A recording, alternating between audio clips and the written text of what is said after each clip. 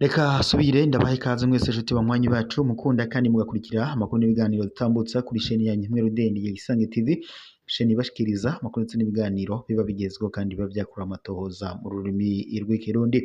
Reka rero subire ndabaha ikaze mu makuru yacu yo kuri iyi saha, akabura amakuru cyane rero araza gushimikira ku ngingo nkuru zikurikira. Amakuru yacu tiratangura mu gisata c'umutekano, aho ingabo z'u Burundi cyangwa se abasirikare b'u Burundi barungitswe muri Repubulika Iharanira Intwaro Rusange ya Kongo barabandanya bahura n'amagorwa hatandukanye. Nibiye kandi hari amakuru duhabwa n'amasoko yacu avuga ko mu kiya ca Rusizi ibintu byasubiye kuba bibi, ndetse abasirikare b'u Burundi kuri ubu ngubu bariko baragandagurwa w'inyamaswa. Ayo makuru turaza kuyagaruka ko ku buryo bw'idonido tuyabashikiriza. Turaza kandi no kunyarukira kuri ko biravugwa ko abasoda b'u Burundi barungikwa gupfira mu ntambara y'inyegeje atanishumbusho kandi ngo itagiramwo ukuri. Turaza kubigaruka ko nabyo ku buryo bw'idonido tubandanye tubibashikiriza. Turaza kandi no kunyarukira Bujumbura, aho imyaka 27 inyuma y'ubwicanyi bwo mu Rukaramu abacize kwicumu barabandanya kubazwa kunamira ababo ku binogo rusange. Yose ni mu kanya kuri bw'idonido turagaruka tuyabashikiriza. Reka dusubire rero tubaha ikaze mu makuru yacu kuri bw'idonido. Tugiye guhera ku biriko biravugwa ko abasoda b'u Burundi barungikwa gupfa intambara y'inyegeje ndetse atashumbusho kandi itagiramwo n'ukuri. Bujumbura ku wa 4 Nzero uyu mwaka, mu gihe abategetsi b'u Burundi babandanya basigura ko kuba abasirikare b'u Burundi bari muri Repubulika Iharanira Intwaro Rusange ya Kongo bishimikiye ngo kugufashanya mu karere. Umunyamabanga mukuru w'umugambwe CNDD-FDD Nk'ibiteka Reverien Ndikuriyowe yemeje ko abasirikare b'u Burundi bakiri ku butaka bwa Kongo. Inyuma y'ayo majambo kandi y'indongozi, abasirikare b'abarundi barishwe, barakomereka, abandi barapfungwa canke barahebwa mu gacerere kadasanzwe ka leta, kubw'amakuru n'inyandiko imbonesha kure yacu ya Isange TV yaronze. Kubw'icegeranyo c'ubushikiranganji bw'intwaro yo hagati mu gihugu ndetse n'umutekano muri Repubulika Iharanira Intwaro Rusange ya Kongo cabonywe n'imbonesha kure yacu ya Isange TV, abasirikare 29,862 b'abarundi barungitswe muri Repubulika Iharanira Intwaro Rusange ya Kongo kuva batanguye kurungikwa ku umugaragaro mw'ijoro ryo kuwa 14 rishira uwa 15 mu mwaka 2022, bakurikirwa n'abandi benshi barungitswe kuva muri Ntwarante 2023.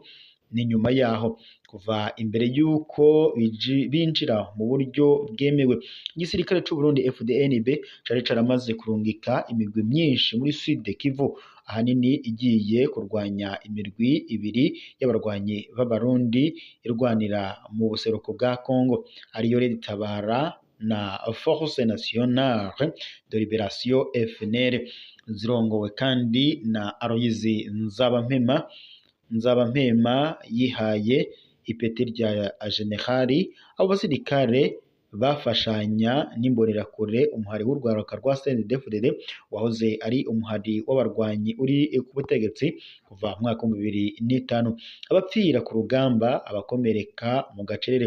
Ubwo makuru yatororokanijwe n'imbonesha kuri yacu, igitigiri kinini c'abasirikare b'abarundi harimo ndetse n'abasirikare bakuru babiri, majoro umwe hamwe ndetse na koroneli baramaze gupfira ku butaka bwa Kongo. Muri Kigarama 2025 gusa abasirikare bagera kwijana bakomeretse barabonetse mu bitaro bitandukanye vyo mu gisagara ca Bujumbura. Nta jambo na rimwe ryasohowe n'ubutegetsi kubijanye n'urwo ruhombo ku urwego rw'igisirikare. Igihushane ku basirikare b'abarundi bari mu bikorwa byo kugarukana amahoro muri Somalia, aho imiryango yabo ironka indishi y'akababaro izwi ishika kuri 100 by'amadolari zigaburwa igihugu ndetse n'abasirwa b'umusirikare yapfuye. Nta murongo n'umwe wemewe uhari ku basirikare bapfira muri Repubulika Iharanira Intwaro Rusange ya Kongo. Imiryango y'abasirikare bishwe canke bakaburwa irengero ivuga ko isa n'iyatawe idashimiwe canke ihozwe. imiryango yabujijwe kugandara. Imboneshakure yacu ryaregeranije intahe nyinshi z'imiryango yemeza ko itigeze ironka ishumbusho yemerewe, imwe ndetse ikanemeza ko yabujijwe gukora ikigandaro. Ivyo navyo ngo vyama vyiyamirizwa ariko kandi ntivyemerwa n'indongozi z'u Burundi. Agatotezo ku basirikare banze kuja kurwana. Muri Kigarama 2023 abasirikare barenga 272 b'Abarundi banse kurungikwa muri Repubulika Iharanira Intwaro ya Kongo kurwanya AFC M23 barafashwe baracirirwa imanza, bamwe barahanishwa umunyororo gushika kuwo guherayo. Ubu bapfungiwe mu gasho ka Murembwe mu bumanuko bushira uburengero bw'u Burundi nk'uko vyemezwa n'amasoko atandukanye. Gusubira inyuma y'ifatwa rya Goma. Inyuma y'ifatwa ry'umujyi wa Goma, umurwa mukuru wa Nord Kivu, kikaba n'igisagara kinini cane co mu buseruko bwa Congo gifashwe n'abaroberi ba AFC M23 muri 2023. Abasirikare nka bose b'Abarundi baciye bahungira muri Sud Kivu. Muri Repubulika Iharanira Intwaro ya Kongo, igisirikare c'u Burundi kirwana ku ruhande rwa FARDC gishigikiwe n'imigwi ya Wazalendo ndetse ishigikiwe na Kinshasa barwanya umuhari wa AFC M23 mu bice bimwe bimwe. Iyo migwi ikorana na FDLR, umugwi w'abarwanyi b'Abahutu bitwaje ibigwanisho mu gihugu kibanyi c'u Rwanda. Bamwe muri bo bagirizwa uruhara mw'ihonyabwoko ryakorewe Abatutsi mu Rwanda muri 1994. Kubw'uru rwandiko kandi rwa Kongo, abasirikare 19,872 b'Abarundi baramaze gusubizwa mu gihugu. Bishoboka ko hafi 10,000 bagisigaye muri Repubulika Iharanira Intwaro ya Kongo, naho atagitigiri kiratangazwa na Gitega. Kuzibira abanyagihugu iminembwe. Mu misozi miremire ya Minembwe, aho abanyagihugu benshi ari abanyamurenge, abasirikare b'Abarundi bagirijwe kubogarana ku buryo badashobora kwinjiza ibifungurwa. Muri Munyonyo 2025, General de Brigade Gaspard Baratuza, umuvugizi wa FDNB igisirikare c'u Burundi, yaravyiyemereye avuga ko iyo ngingo iraba ibice vyikekwa ko ngo bishira imfungurwa umwasi. Amakuba y'intambara ndetse no guhunga biciye mu kiyaga ca Tanganyika. Kubw'intahe nyinshi zegeranyijwe n'imboneshakure yacu, abasirikare b'Abarundi bari muri Repubulika Iharanira Intwaro ya Kongo barwanye mu buryo bugoye cane, rimwe na rimwe ndetse batagira ibikoresho bigezweho, kandi rimwe na rimwe atavyo kurya bahabwa. Muri Kigarama 2025 gusa abasirikare baba 40 bariciwe muri Sud Kivu, bituma ndetse baca basubizwa mu Burundi vyihuta. Inyuma yaho kandi abaroberi ba AFC M23 bafatiye Uvira, igisagara kiri hafi cane ya Bujumbura, kikaba kandi n'inzira ikomeye cane y'ingabo z'u Burundi. Ibice bica mu kiyaga vya Baraka ndetse na Mboko nivyo vyakoreshejwe mu gusubira inyuma. Abababonye bavuga kandi ko bashika bashonje cane, baciye mu kiyaga Tanganyika bambaye imyambaro yatabaguritse, bambaye ibirato vy'imibirikira vyaheze binagereranywa n'ivy'igisirikare co mw'ishamba. Ishusho itandukanye n'imvugo z'abategetsi zemeza ubuhinga n'ubushobozi bw'igisirikare c'u Burundi. Ndikuriyo aravyemera, Ndayishimiye akabifata ibisanzwe. Ku wa gatanu wa kabiri nzero uyu mwaka, umunyamabanga mukuru w'umugambwe CNDD-FDD Nkeniteka Reverien Ndikuriyo yemeje Bujumbura ko abo basirikare b'Abarundi bakiri muri Repubulika Iharanira Intwaro ya Kongo, akavuga kuba vyabonetse ko basubiye inyuma baciye muri Sud Kivu bidasigura ko bavuye muri Repubulika Iharanira Intwaro ya Kongo. Turacariyo kuko bisa nuko ari iwacu, dusubirayo uko tubishatse. Ku ncuro nyinshi Perezida Evariste Ndayishimiye nawe yarashigikiye ko abasirikare bari muri ico gihugu. Muri Kigarama 2023 yaravuze ati ni ibisanzwe ko abasirikare b'Abarundi bapfira muri Repubulika Iharanira Intwaro ya Kongo kuko barabisinyiye. Ariko kandi ivyuko AFC M23 iguma yigarurira uburere bwinshi vyobazwa indongozi za Kongo niyo yosigura ingene abarwanyi baguma bigarurira uburere kandi twaragiye kubafasha. Uburundi burafasha gusa intambara y'akarere itagenzurwa neza. AFC M23 yasubiriye gufata ibigwanisho muri 2021 igizwe ahanini n'abatutsi bo muri Republika Iharanira Intwaro ya Kongo, ubu ikaba ndetse yarinjiye mu ihuriro rya AFC rirongowe na Colonel Nanga yahoze harongoye SN. Yarigaruriye kandi uburere bwinshi muri Nord Kivu ndetse no muri Sud Kivu harimo ndetse Goma, Bukavu hamwe ndetse n'ikibanza c'ubwo cimbwamwo Koruta Cirubaya.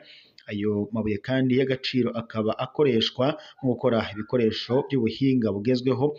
AFC M23 isaba ko Kongo coba igihugu kigizwe n'intara zigenga. Kinshasa yagiriza Kigali gufasha AFC M23 mu gihe u Rwanda ruvuga ko ruhakana ibi byose rwivuye inyuma, ahubwo narwo rukavuga ko Repubulika Iharanira Intwaro ya Kongo n'u Burundi bishigikiye FDLR. Naho u Rwanda kandi rubihakana icegeranyo c'abahinga ba ONU kivuga ko hari hagati y'abasirikari mu 5 mu 7 b'u Rwanda bari ku butaka bwa Repubulika Iharanira Intwaro ya Kongo gufasha AFC M23. Gusa leta y'u Rwanda ihakana ibi byose yagirizwa yivuye inyuma, ikavuga ko ibi byose ari ibinyomwa, ahubwo atabasirikare b'u Rwanda bari muri Repubulika Iharanira Intwaro rusange ya Kongo. Ku rugamba intambara irabandanya nubwo hari amasezerano i Washington yasinywe kuwa 4 Kigarama umwaka uheze hagati ya Repubulika Iharanira Intwaro ya Kongo n'u Rwanda, ikimenyetso ko utwigoro tw'amakungu twananiwe. Abasirikare b'Abarundi bakabandanya basiga ubuzima mu gipfungu n'agacerere. Uburundi bwarabaye muri ayo masezerano nk'indongozi buserukiwe n'uburongoye ariwe Evaristo Ndayishimiye, nk'uko n'amakuru dukura ku rubuga abishikiriza. Reka dusimbire Bujumbura aho imyaka 27 inyuma y'ubwicanyi bwo mu Rukaramu abacitse ku icumu barabandanya kubuzwa kunamira ababo ku binogo rusangi. Bujumbura kuwa 4 Nzero y'umwaka haciye imyaka 27 habaye ubwicanyi mu ijoro ryo kuwa 31 Kigarama 97 rishira wa 2 Nzero 2098 aho abantu hafi 800 bahasize ubuzima mu karere karimwo ikibuga c'indege ca Bujumbura. Abarokotse muri ubwo bwicanyi bwo mu Rukaramu bavuga ko bababajwe cane nuko igipolisi kibabuza kwinjira aho ababo bahambwe mu binogo. Bakaba kandi babwiye abamenyesha amakuru ko bisa n'akarenganyo kagira akabiri. Kunamira abishwe aho bahambwe vyarabujijwe. Abarokotse ubwicanyi bw'ijoro ryo kuwa 31 Kigarama 97 gushika kuwa 2 Nzero 2098 aho abantu hafi 800 bishwe bunyamaswa bahambwe mu binogo rusange mu karere karimwo ikibuga c'indege ca Bujumbura. Barankiwe n'igipolisi kuhashika. Bavuye muri zone ya Rukaramu hafi y'ikibuga c'indege mpuzamakungu Melchior Ndadaye. Abo barokotse bari bipfuza kunamira no kwibuka ababo imyaka 27 inyuma y'ibara rimaze kugwa. Ubu umubabaro wongerejwe ku bacitse kw'icumu. Imbere y'ibimenyesha makuru abacitse kw'icumu bavuga ko bababaye kabiri kubuzwa gushika ahari ikinogo rusange n'umubabaro wo ku mutima bamaranye igihe kuva iryo bara rikirwa umunsi bita mu buzima bwabo. Bisigura iki rero? Bisigura ko ico kibanza ari co conyene cohoze imiryango myinshi itarigeze ihamba abayo, buri umwe wese ku giti ciwe. Akarenganyo karimwo ikumirwa nk'uko bivugwa nabo bacitse kw'icumu. Ico kubabuza kwinjira muri ico kibanza bagifata nk'umwana n'ikinono. Bamenyesha kandi ko hari imiryango canke ubwoko butabuzwa kunamira ababwo